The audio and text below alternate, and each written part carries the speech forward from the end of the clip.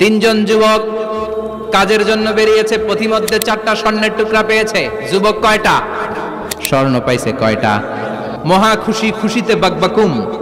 4টা স্বর্ণের বড় বড় টুকরা পাইছে। আমরা আজীবন খেলে বসে খেয়ে যেতে পারবো, কিচ্ছু লাগবে না আমাদের। 3 বন্ধু বলে ভাগ করি, আরেকজন বলে ক্ষুধা লাগছে। একজন যা বাজার থেকে রুটি কিনে নিয়ে আয়, খাওয়ার পরে ভাগ করবো। একজন রুটি কিনতে গেল, শয়তান 2টারে বুঝায় ওইটারে মারতে পারলে এক ভাগ বটোয়ারা সহজ হবে। তোরা 2জন স্বর্ণ 4টা, তুই নিবি 2টা, ও নিবে 2টা। হিসাব সহজ না? 2 বন্ধু প্ল্যান করছে, ওইটারে মাইরা তুই 2টা আমি 2টা। যেটা রুটি আনতে গেছে প্ল্যান করেছে রুটির মধ্যে বিষ মিশায় নেই, তাহলে বিষ খাওয়া রুটি খেয়ে ওই 2টা সে সব পাবে, আমি পাবো। ভাগাভাগির কিছু নাই, সব যাবে আমার কাছে। 4টা স্বর্ণের টুকরার মালিক আমি। রুটির মধ্যে বিষ মেখে নিয়ে এসেছে। ওই 2 বন্ধু প্ল্যান অনুযায়ী ওইটারে ধরে মেরে ফেলছে। এবার মহা খুশি। এক বন্ধু কয় এবার তো ভাগ বটর আর কিছু নাই, তুই 2টা আমি 2টা, আগে খাইয়া লইস। খাওয়ার পরে এই 2টাও নাই।